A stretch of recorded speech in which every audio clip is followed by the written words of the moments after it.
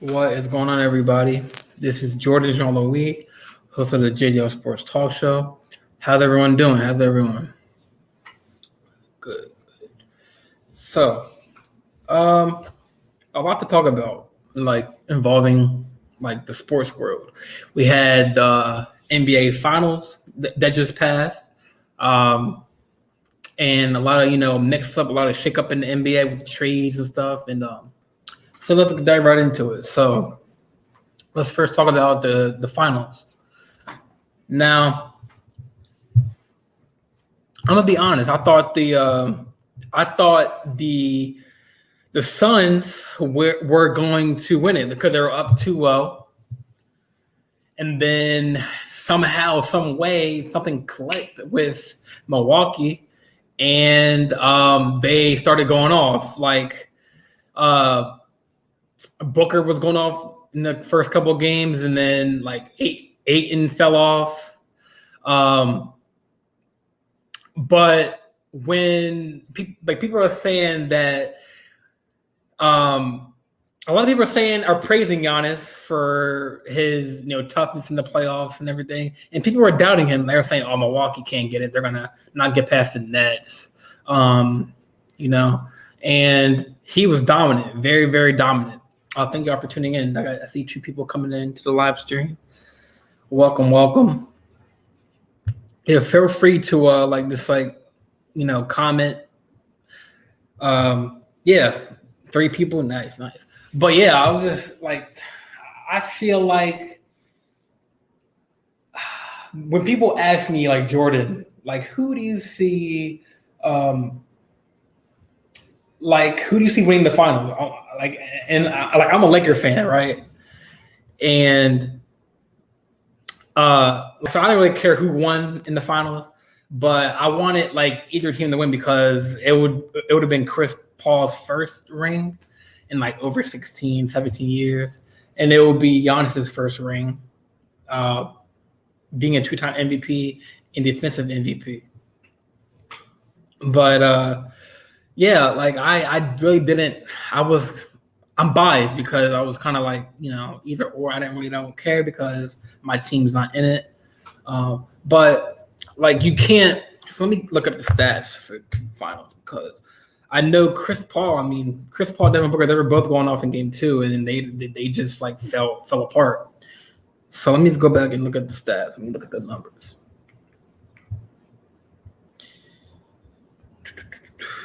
Because you gotta, in order to be a podcast, you gotta know your stats and back your facts up with stats. So let me go back to game three. Okay, so game one, the Suns beat the Milwaukee 118 to 105. Let me look at the box score. So PJ Tucker had 7 points. Giannis had 20. Chris Middleton had 929. Lopez had 17, and New Holiday had 10, with 5 points coming off the bench from Portis, 3 coming from Teague, 8 points coming from Cunningham, and then fourth with 6. Now the Suns, Crowder had 1 point. Ayton had 22 for 22. He was 8 for 10 from the line. He took 8. He went 8 for 10 from the field goal, and then with 19 rebounds and 3, he had 3 fouls. Chris Paul had 32. He played 37 minutes, 12 for 19 from the field. 4 for 7 from the 3-point line, 4 rebounds, 9 assists, which he does. He passes the ball. And then Booker had 27 he was 8 for 21 field goal with 1 for 8. So yeah, game 1 he really wasn't effective from the 3-point line.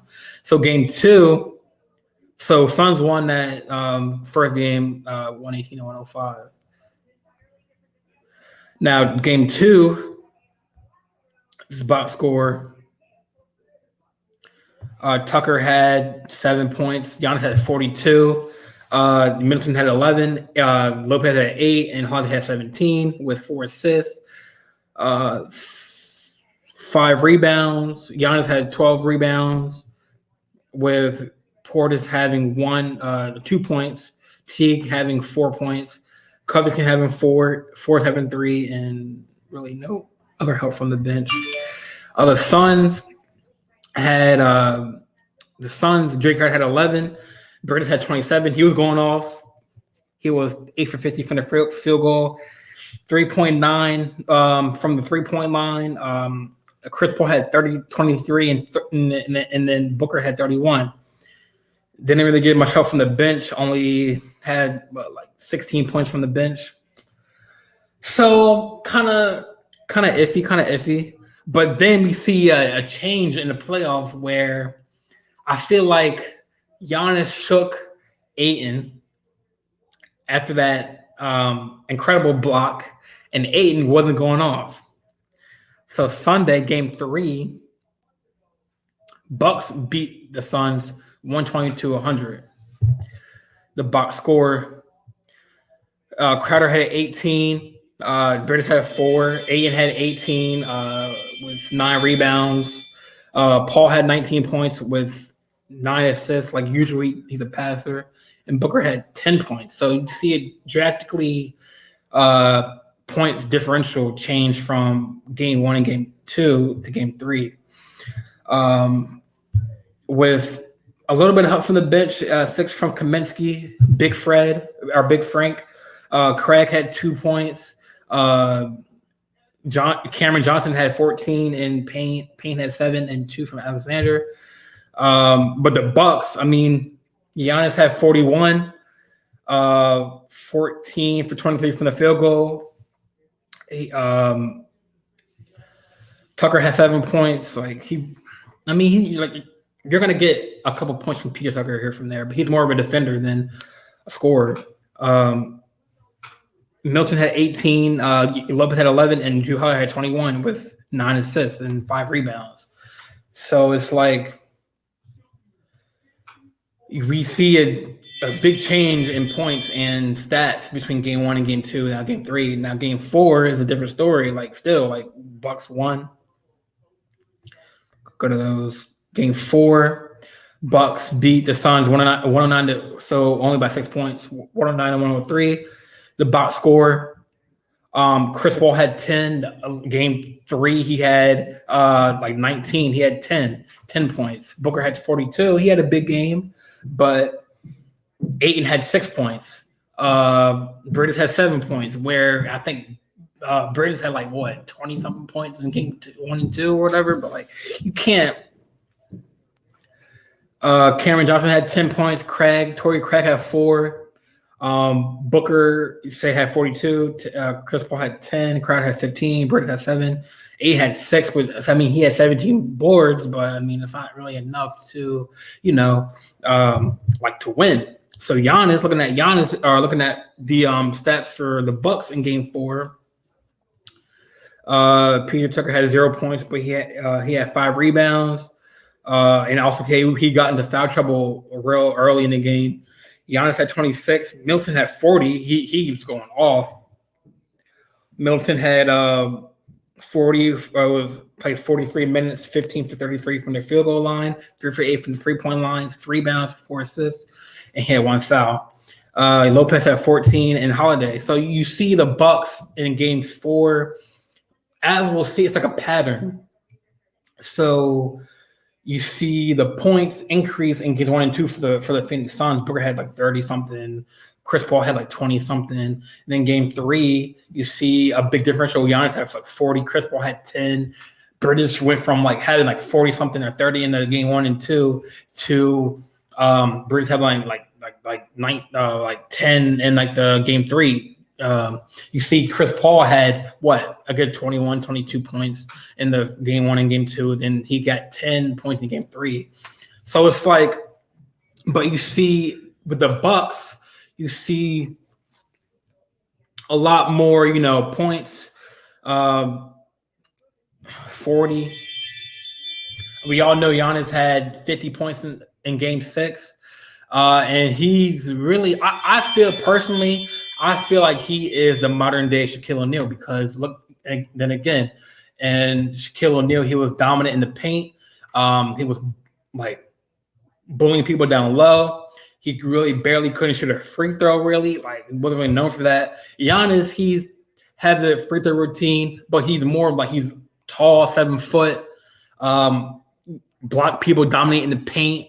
Has a decent mid range, which he can still work on. He's still young, but I feel like when you compare, that I feel like Giannis is the modern day Shaq. Very dominant, and he's still young with only one ship.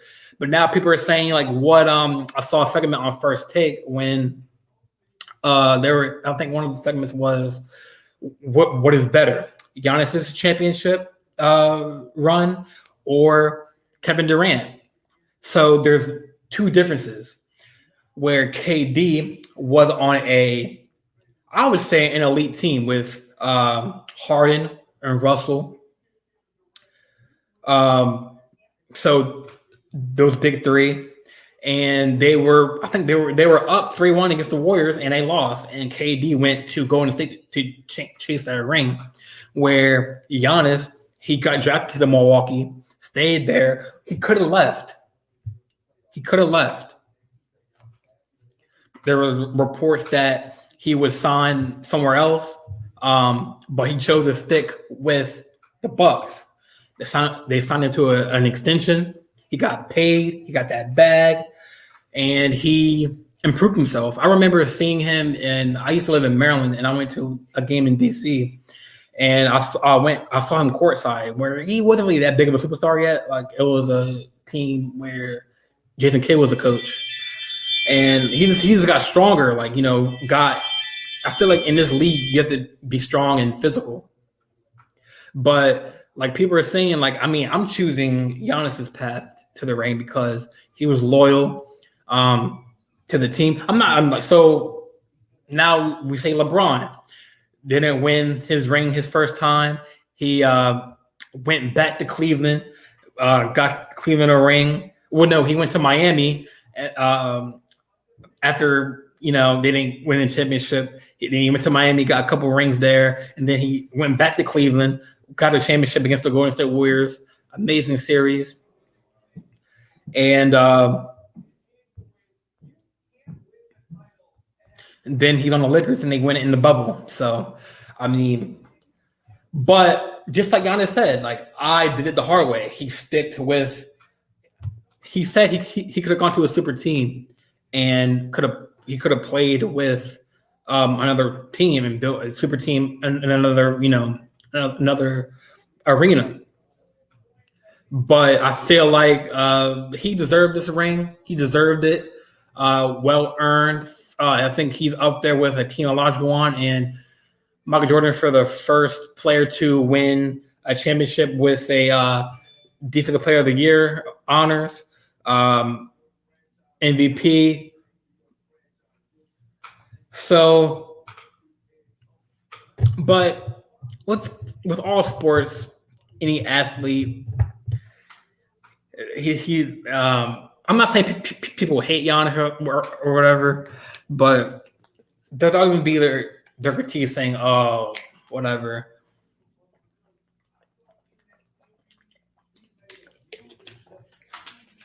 But now we got some news saying that so after the game, like the press conference, Chris Paul was like, "Nah, like I ain't retiring. I'm gonna work hard, bust my ass in the gym, and I'm gonna get back to it."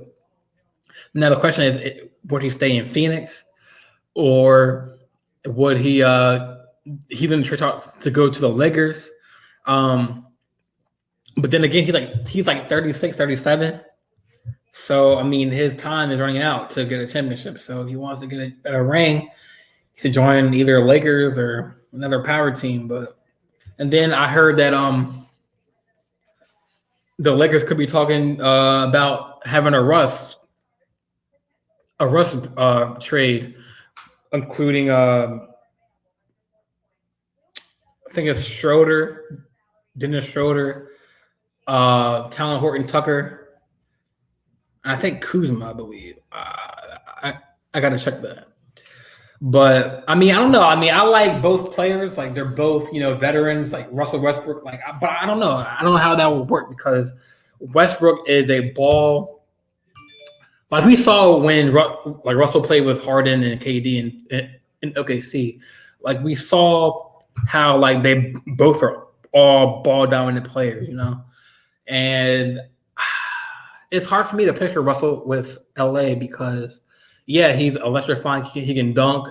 He's not consistent with his shooting, and he's a point guard. He wants the ball, but then again, LeBron, he's getting older. He doesn't need the ball as often in his hands. He can like let the offense run through other players on the court because LeBron can guard any.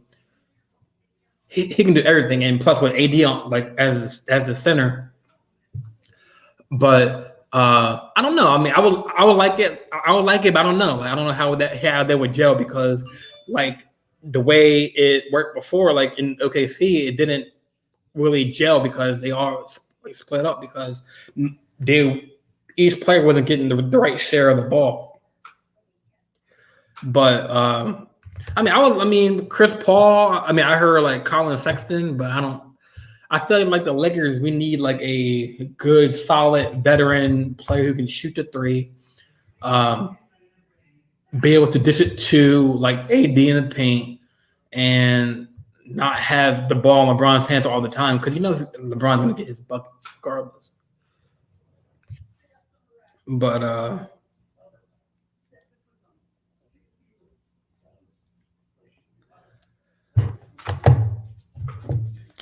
let me see.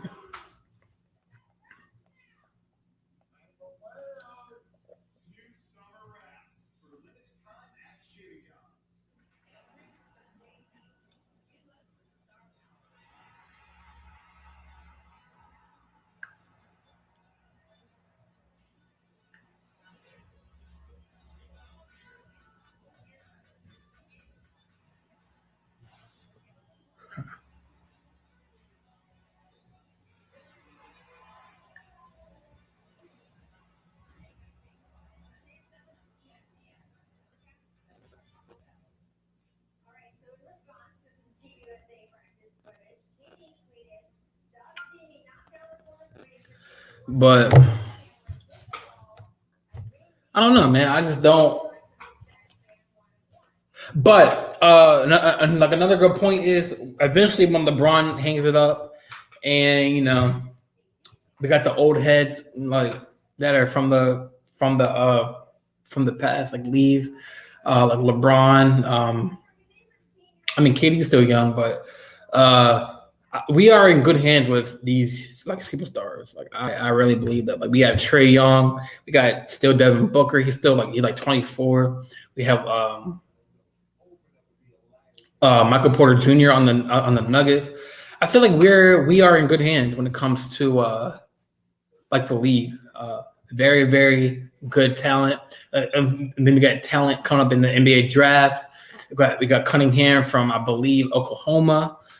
We have other rising stars coming up. So yeah, I feel like when LeBron like hangs up and finally, because right now he's the best player in the NBA right now still. But we are definitely in good hands for sure. But I think the Vegas released their odds for the.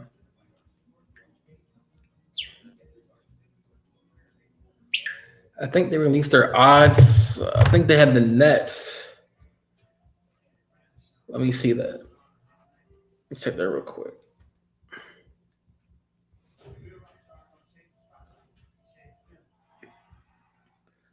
Uh, oh,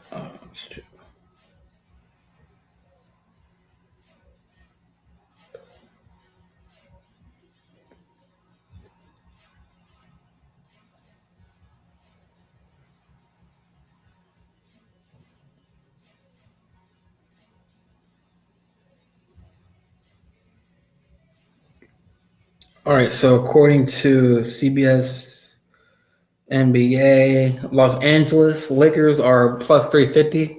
Brooklyn Nets are 350, or they're tied with the Lakers. Golden State, man, they're disrespecting the Milwaukee Bucks right now.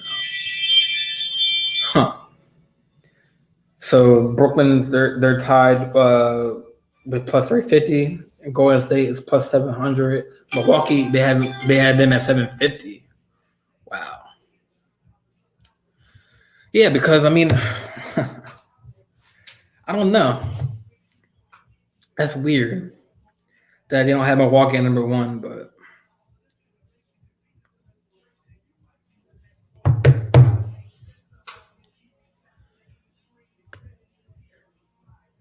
but please, if y'all have any comments, leave them in the comment section, and we'll definitely talk about it.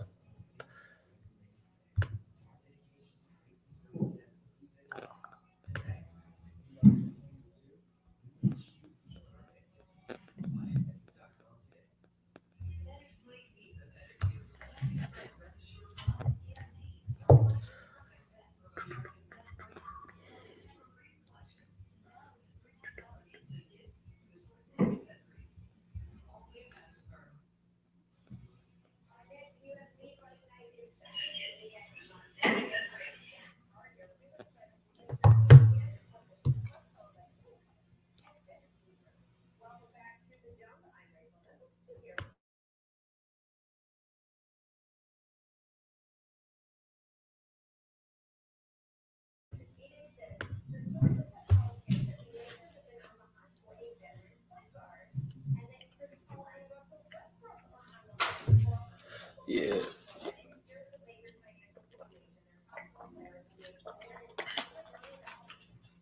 Yeah, this is my first like live stream. So yeah, if y'all have any comments, anything on a comment, put it in the comment section and we'll talk about it for sure. Like what are y'all thoughts on the NBA finals? Any like who do you like coming up as a rising star? Like let me know, let me know.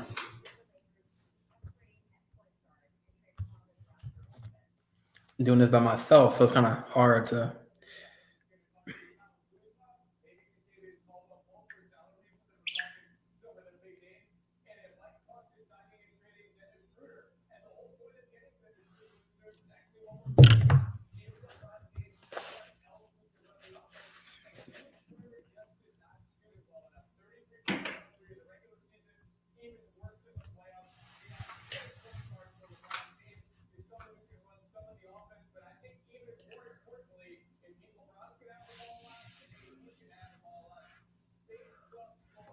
Yeah, I'm looking at their roster. They got right now. They got Schroeder. They got Drummond, Caruso. They got Matthews, and some of them are all unrestricted free agents, so they're not guaranteed to stay on the roster. So yeah, Lakers need to get some players, man. And Schroeder, he's a good shooter, but it's like we need someone that can dribble the ball, make plays, and shoot the three. Like that'd be like a Curry. But I mean, I like Dame, but I feel like he's gonna stay with the Portland for right now. But I feel like I like Russell. He can slash to the basket. He's a slasher, but like we need someone to like the way this game is today. I feel like we need to because the Lakers we're known for signing. The only good point here is that the Lakers they're known for signing like kind of like middle age, like around like their 30s, late 20s, seasoned veteran to provide. They don't look for young talent. I think the only talent they had, like young talent, was like Lonzo and Kuzma, but like they're known for signing the veteran players to their team. So we'll see like how the free agency shakes up. So we'll see in the upcoming days. But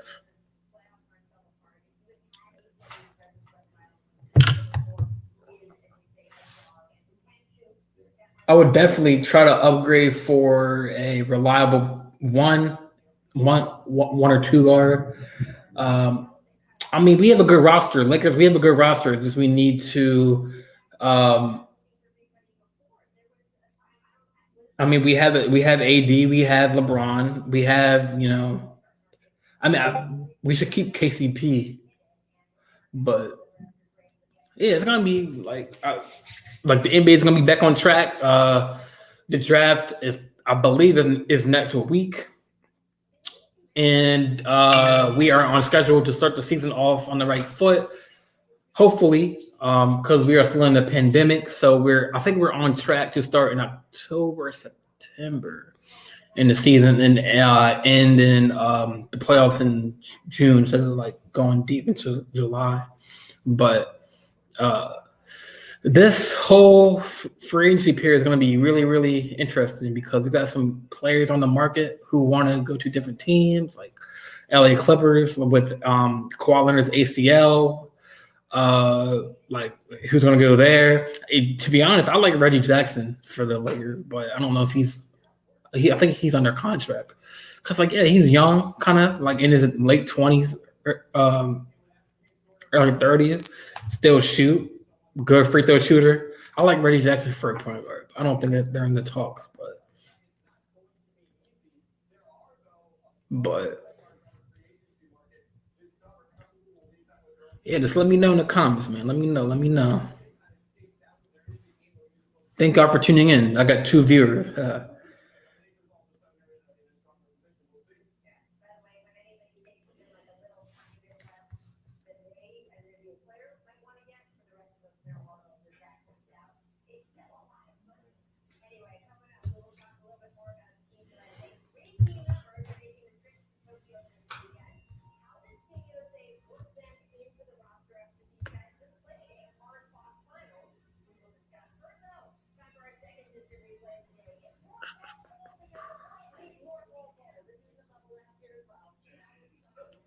I just heard. I think I heard Sir John Collins is going to be in the market too, but I feel like he's going to go to like somewhere out west. But let me see. Who are the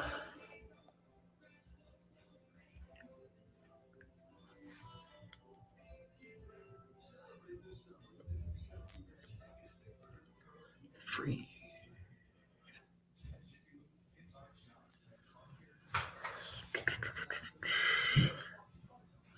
Okay. Okay.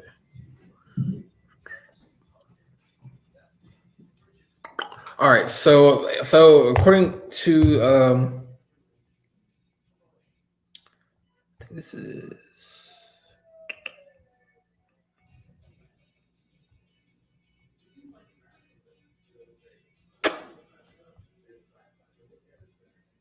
this is according to ESPN.com. The players that are eligible for free agency: John Collins, Tony. What's this? I guess they're doing it from every team. I'm trying to look up this.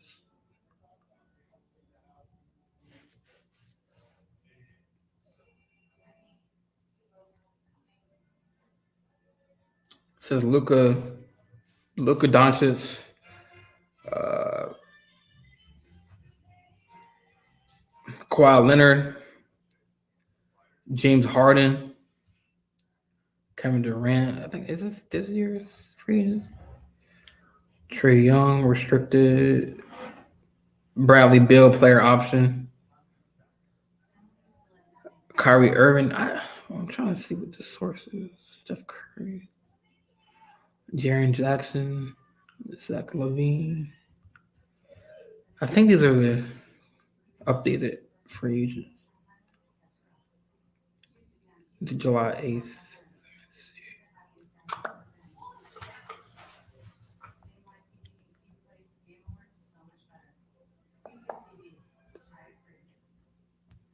Kyrie Irving, Bradley, Trae Young, Jimmy Butler, Zach Levine, Shea Gillen, Ayton restricted, Randall unrestricted, Michael Porter, But then, yeah, also the news, like Jason Kidd is the coach of the Mavericks. A lot of people have a mixed reaction on that. People didn't like how he coached in Milwaukee. Um, but the one thing I do know is Jason Kidd. He's known for getting that having that close relationship with his players. So I feel like he can get Luka Doncic better and Porzingis. I think he can get them to um, you know work together like you see in New York when like you saw in New York with the Knicks when Tom Thibodeau like made like Julius Randle, like he saw his potential with Randle, made him open to shoot the three ball. Now he's lethal. Look at Derrick Rose. Like, they had a connection before. Look at RJ Barrett. Like still these young players. Like my boy from Maryland, Emmanuel Quickly, man. Like he's balling. Like look at how they're. It's just like in order for you to have a championship like roster or an organization, you have that. First, it starts with the top dogs, like other organizations, the GMs, the owners. First, then you're gonna have a good coach that can work well with players. Like, I mean, you saw the Cleveland Cavaliers how that didn't work with David Blatt, like, and the Cavaliers. I mean, but then they brought in Ty Lue, and look what happened. They won a championship. But it all comes down to like the team chemistry.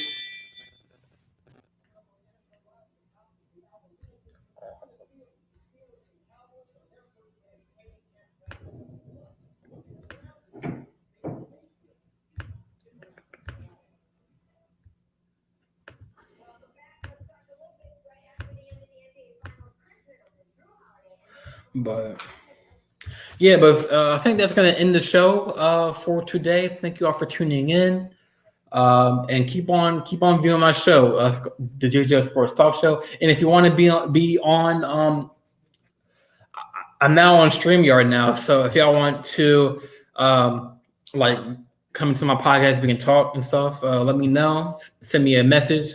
Send me a DM, and I can get you on the show. Thank y'all for tuning in.